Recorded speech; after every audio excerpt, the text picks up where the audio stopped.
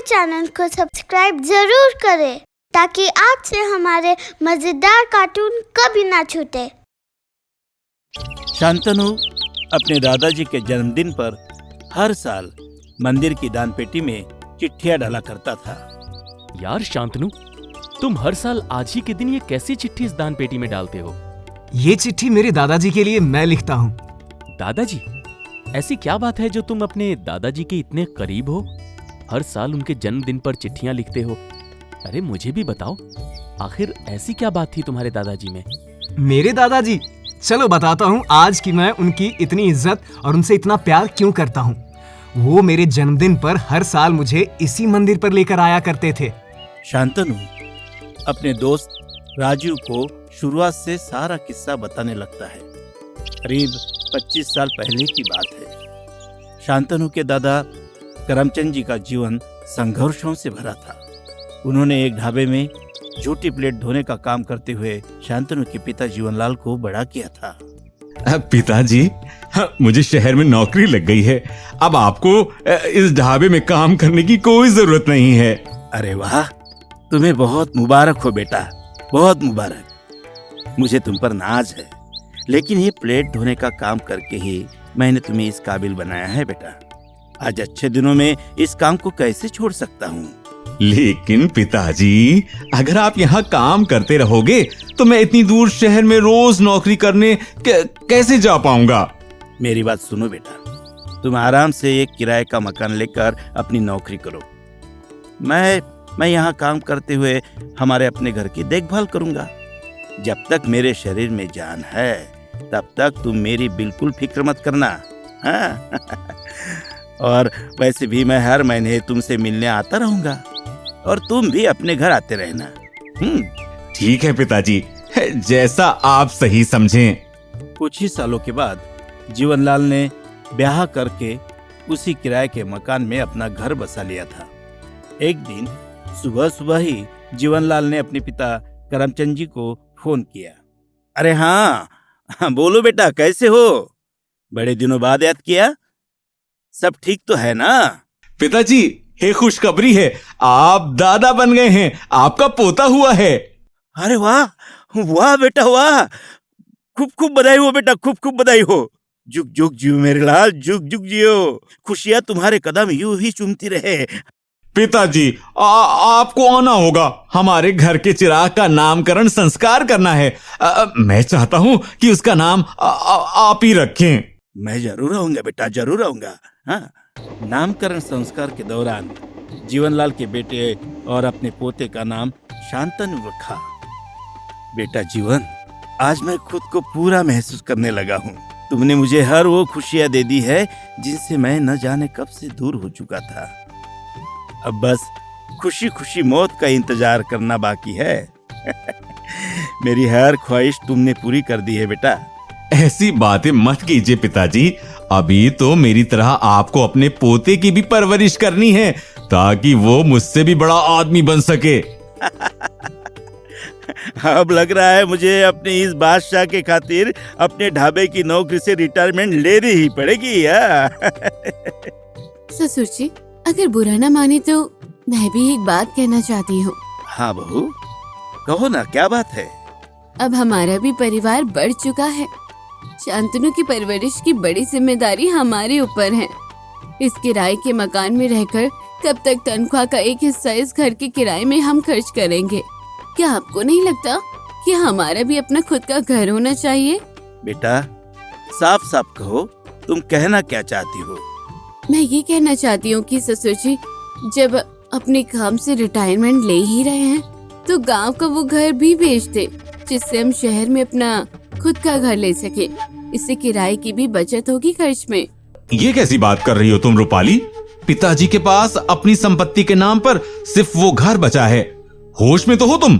उसे कहने दो जीवन, मत रुको उसे, बोल लेने दो उसे अपनी बात। बोल लेने दो। मेरी बातों के अर्थ का अनर्थ ना बनाइए। एक तो वो घर बेच देने से हमें एक नया घर यहाँ शहर में मिल जाएगा। दूसरा, हमेशा के लिए हमारी शांतनु को उसके दादाजी की परवरिश मिल जाएगी। पिताजी भी हमारे साथ ही रहेंगे यहाँ पर और उनका आशीर्वाद हमें मिलता रहेगा। बेटा जीवन, बहू ठीक कह रही है, तुम शहर में नया घर देखना शुरू कर दो। तब तक मैं हमारे पुश्तैनी घर के कागजात निकलवाता हूँ। नन्हे शांतनु के आने के बाद जीवनलाल के जीवन में बड़ा बदलाव आया। उसके पिता करमचंद जी ने अपना पुश्तैनी घर बेच दिया और जीवनलाल के साथ उसके नए घर में रहने के लिए शहर में बस गए। बरसों बीत चुके थे। खाना कैसा बना है आप लोग जरूर बताइएगा।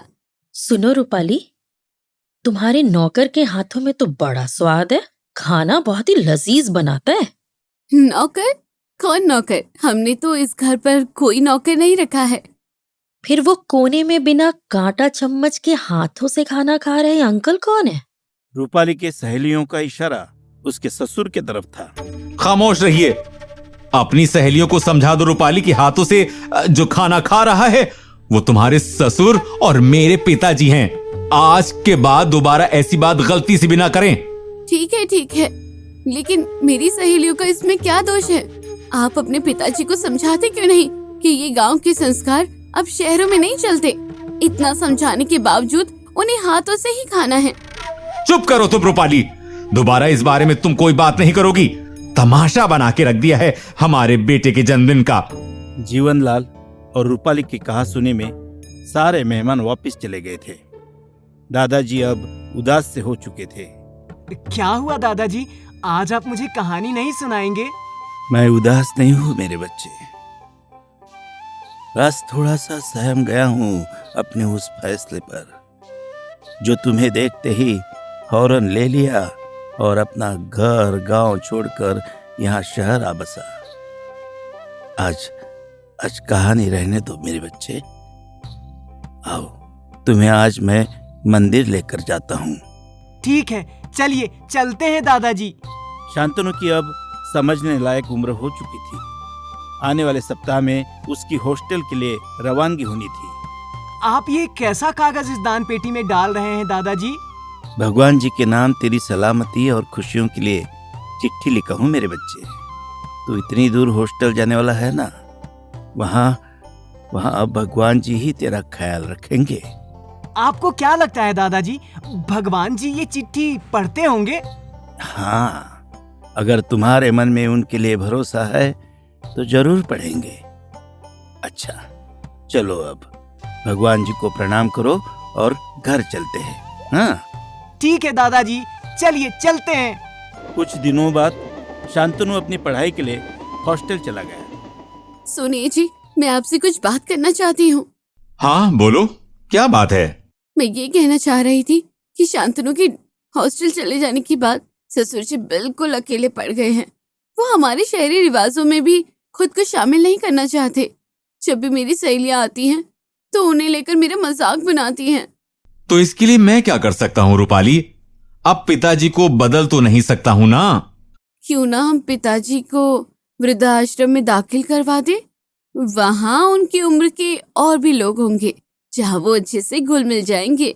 होश में तो हो तुम रूपाली, तुम्हें पता भी है कि तुम ये क्या बोल रही हो? जीवन और रूपाली की बातें करमचंद को साफ साफ सुनाई दे रही थी। बहू ठीक ही तो बोल रही है बेटा, मैं भी इस घर में अकेला हो गया हूँ। अब मुझ बूढ़े से तुम्हारी शहरी रिवाज अब संभले नहीं जाएंगे। मुझे भेज दो मुझे वृद्धाश्रम में। हाँ,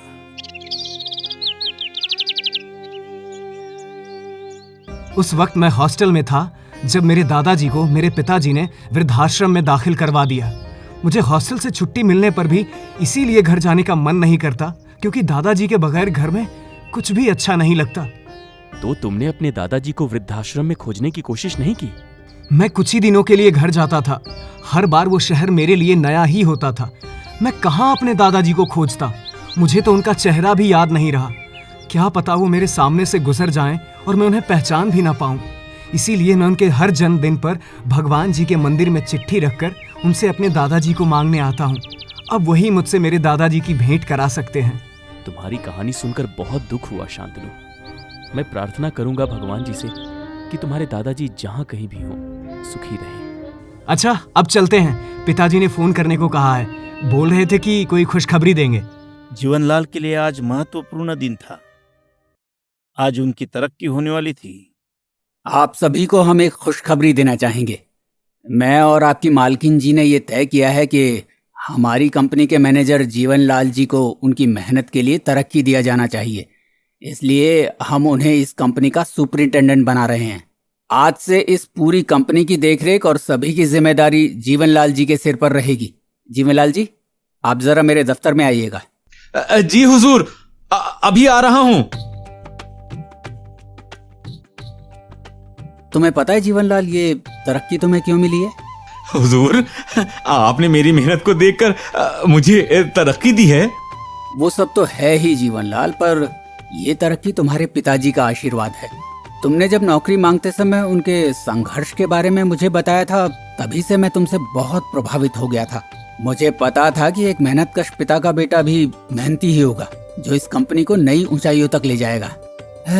किस्मत वाले होते हैं वो बेटे जिनके सिर पर उनके पिता का हाथ बरकरार रहता है।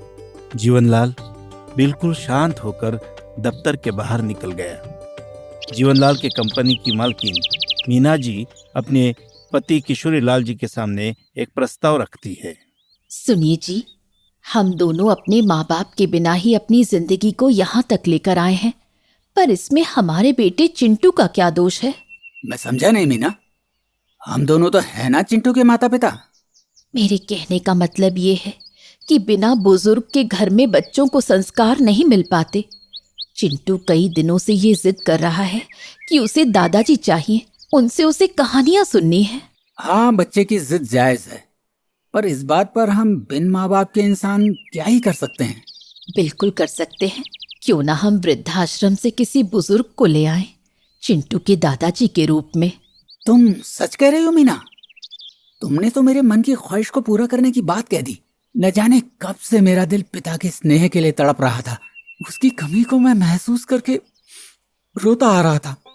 हम आज ही चलते हैं वृद्धाश्रम, चिंटू को भी लेकर चलेंगे। किशोरीलाल और मीना अपने बेटे चिंटू के साथ वृद्धाश्रम से किसी बुजुर्ग को अपनाने के लिए वहां पहुंच चुके थे। यहाँ तो कई सारे बुजुर्ग हैं मीना, हम किनको अपने साथ लेकर चलें? हमें परेशान होने की जरूरत नहीं है। वो देखिए, चिंटू ने अपने दादाजी को चुन लिया है। संयोग से किशोरीलाल और मीना उसी वृद्धाश्रम में गए थे जहां पर जीवनलाल ने अपने पिता करमचंद जी को दाखिल करवाया था। तुमने ठीक कहा मीना, लग रहा है करमचंद नाम के वो बुजुर्ग हमारे चिंटू को पसंद आ चुके हैं। चलो, हमारी खोज पूरी हुई। मुझे पिता, तुम्हें ससुर और चिंटू को उसके दादाजी मिल गए हैं। बहुत बहुत बधाई हो। जी, आपको भी बधाई हो। शांतनु की पढ़ाई पूरी हो चुकी थी। 12 साल बाद वह अपने जन्मदिन पर घर आ रहा था। हुजूर, आपसे कुछ बात करनी थी। हाँ बोलो जीवन, क्या बात है? हुजूर, आज मेरे बेटे का जन्मदिन है। 12 साल बाद उसका जन्मदिन घर पर पड़ा है। इसी खुशी में एक छोटी सी दावत रखी है घर पर। मैं चाहता हूँ कि आप सपरिवार इस दावत में आएं। वैसे तो मैं सबके घर नहीं जाता हूँ, पर तुम्हारा मुझ पर शुरू से ही प्रभाव है जीवनलाल। मैं अपने पूरे परिवार के साथ तुम्हारे घर पर जरूर आऊंगा। मुझे इस काबिल समझने के लिए आपका शुक्रिया हुजूर। जीवनलाल के घर होने वाली रात के दावत की खबर किशोरीलाल घर आकर सबको बताता है। मीना, सुनना जरा। जी कहिए। अरे क्या हो गया, आज बड़ी जल्दी आ गए आप तो। बाबूजी और चिंटू को कह देना कि रात में तैयार रहेंगे। हमें जीवनलाल के घर दावत पर सपरिवार जाना है। जी ठीक है, मैं कह दूंगी दोनों को। मुझे तो इस बात की खुशी है कि आज पहली बार बाबूजी हमारे परिवार का हिस्सा बन जाएंगे। तुमने ठीक कहा मीना, आज हमारा ये परिवार पूरा हो चुका है। चिंटू भी बाबूजी से अच्छी तरह घुल मिल चुका है।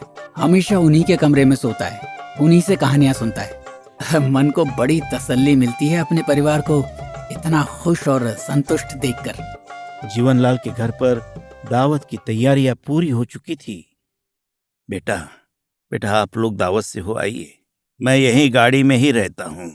मेरा वहां जाना मुझे ठीक नहीं लग रहा है, आप जाइए। क्या हुआ बाबूजी, आप ऐसे क्यों कह रहे हैं? दरअसल शहरों की दावतें खाने की मुझे आदत नहीं है बेटा। मैं चम्मच और छुरी से खाना नहीं खा पाऊंगा। खामखा मेरी वजह से तुम लोग खुद को अपमानित महसूस करोगे। ऐसी कोई बात नहीं है पिताजी, चलिए आप हमारे साथ। अगर आप नहीं चले तो हम भी यहीं दरवाजे से लौट जाएंगे। सभी के बहुत जिद करने के बाद करमचंद उस घर में दाखिल होने के लिए तैयार हो गए जिस घर ने सालों पहले उन्हें बेदखल कर दिया था। घर में घुसते ही किशोरी लाल ने अपने परिवार के नए सदस्य का परिचय जीवनलाल से कराया। करमचंद जी को उनके मालिक का पिता बनकर आते देख जीवनलाल पूरी तरह सदमे में आ चुका था। रूपाली पूरी तरह से खामोश खड़ी थी। अब करमचंद जी की खामोशी ही वो बांध थी जो जीवनलाल के तरक्की और नौकरी पर आ चुके सैलाब को रोक सकती थी। आइए ना, आप सभी सब आइए, आइए बैठिए ना। हाँ हाँ, आइए ना मैम साहब, खाना लग गया है। मेज पर भोजन की तैयारियां सजाई जा चुकी थी। आज पहली दफा करमचंद अपने ही घर में मेहमान बनकर घर वालों के साथ भोजन कर रहे थे। रूपाली, पहला काम तो ये करो कि मेज पर से ये चम्मच और छुरी हटा दो। आज हम लोग हाथ से ही निवाला खाएंगे। जी वो क्यों मैम साहब, हमें लगा आप लोग इसके बगैर खाना नहीं खाते होंगे। वो बात अलग है कि हम छुरी और चम्मच के बगैर खाना नहीं खाते, मगर ऐसा नहीं है कि हम इसके बगैर खाना खा ही नहीं सकते। दरअसल हमारे बाबूजी गांव के रीति रिवाजों में रहे हैं, उन्हें इन शहरी तौर तरीकों की आदत नहीं है। ना ही ये तौर तरीके इतने जरूरी हैं कि हम इन्हें अब बाबूजी के सामने लागू करें। बिल्कुल ठीक कह रही हो मीना तुम। मैं तो हाथों से ही खाना खाने वाला हूँ। हाथों से खाने का अपना अलग ही आनंद है। ऐसे खाने का स्वाद भी दोगुना हो जाता है। अब वापस लौटने की बारी थी। किशोरी लाल जी द्वारा लाया गया परिवार का तोहफा बाबूजी के हाथों से शांतनु को दिलवाया गया।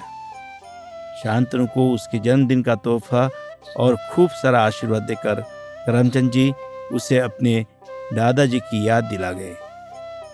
वह अब भी मासूम था। बचपन में छोड़ी हुई दादाजी की उंगलियों को पहचान न सका था। उसके ख्यालों में अब भी अपने दादाजी की वही तस्वीर बनी थी जो 12 साल पहले उसके बचपन के झरोखों से सजी थी। शांतनु के माँ पिताजी शर्मिंदगी के कारण उसे सच्चाई ना बता सके। ईश्वर ने शांतनु की लिखी चिट्ठियां पढ़कर उसकी दुआ कबूल कर ली थी।